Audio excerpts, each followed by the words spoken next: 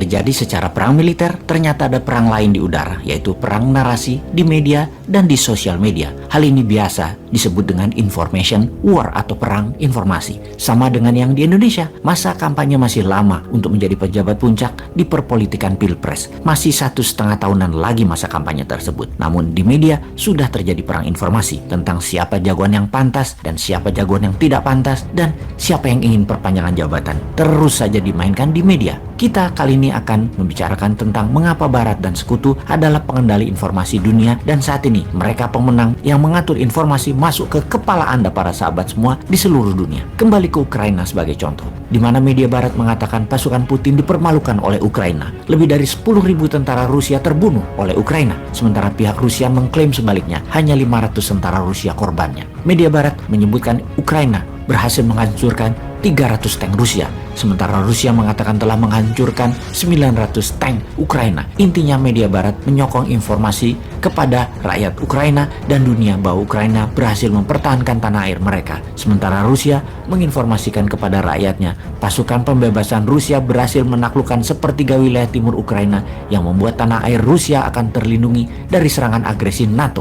Sebenarnya berapa besar korban perang dan tingkat kerusakan yang terjadi selama perang di Ukraina hingga saat ini? Tidak ada yang tahu pasti. Tidak ada wartawan di media perang yang dapat memastikan kejadian yang tepat jumlahnya. Tidak ada observer mandiri yang independen di medan perang saat ini. Kita tidak tahu mana informasi yang difilter, mana informasi yang dimodifikasi, terutama di sosial media. Sosial media itu level playing field-nya berbeda karena sosial media tidak lagi netral. Kita membicarakan big giant raksasa media sosial seperti Twitter, Facebook, Google, Apple, di mana mereka mengambil posisi bersekutu dengan pihak Barat. Mereka hanya memperbolehkan narasi yang sejalan dengan Barat dan membatasi informasi yang berlawanan dengan Barat. Sungguh, raksasa teknologi ini telah salah memperlakukan kenetralan media menjadi mengambil posisi sesuai dengan stakeholder mereka, sehingga media dunia berada di dalam satu sisi pandang, yaitu maunya Barat. Mereka menjadi penghakim mana yang boleh disiarkan, mana yang tidak boleh disiarkan, sehingga dapat dipastikan ketika Amerika yang menjadi negara agresor,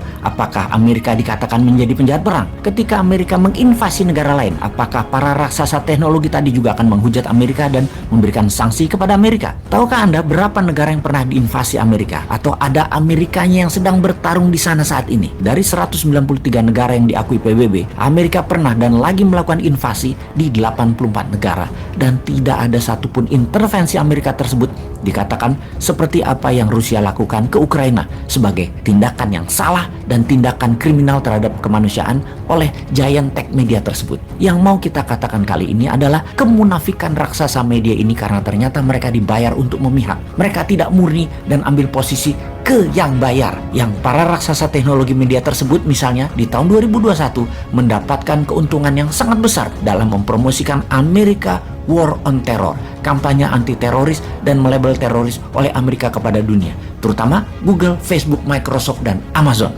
Mereka semua dibayar sekitar 44 billion dolar atau hampir 1/4 APBN Indonesia dari Pentagon dan dari US Homeland Security untuk mendapatkan akses database, penyidikan personal data, hingga penyebaran narasi propaganda. Informasi itu menarget langsung hati dan pikiran dari para pengguna sosial media tersebut. Bayangkan ada 2,7 miliar manusia setiap hari menggunakan Facebook, Instagram. 206 juta manusia menggunakan Twitter setiap harinya misalnya. Dan lihat betapa dahsyatnya efek manipulasi data tersebut di dalam mengendalikan pembicaraan pengguna di sosial media di semua platform raksasa teknologi ini. Para raksasa teknologi informasi tadi saat ini banyak memperkerjakan dan bekerja sama dengan Kementerian Pertahanan Amerika, Departemen Dalam Negeri, Homeland Security, NSA, National Security Agency, dan FBI-nya Departemen Kehakiman Amerika.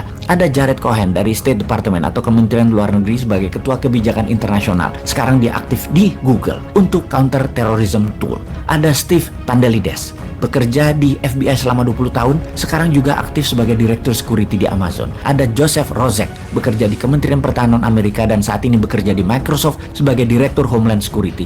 Ini hanya sedikit nama yang diekspos, namun ada ratusan nama orang penting lainnya berada di raksasa teknologi ini. Semua itu dipakai untuk memuluskan pemahaman manusia di seluruh dunia akan nation interestnya Amerika dan Barat adalah kebenaran hakiki, adalah pahlawan dunia, dan ini semua untuk kebaikan manusia. Di mana kita tahu ada sebuah quote yang mengatakan siapa yang mengendalikan informasi, dialah pengendali dunia. Itulah tujuannya, mengendalikan informasi saat ini. Sahabat, Menimbang dan memperbanyak merenung adalah salah satu cara agar kita tidak termakan propaganda yang bisa memecah belah bangsa dan negara kita ini.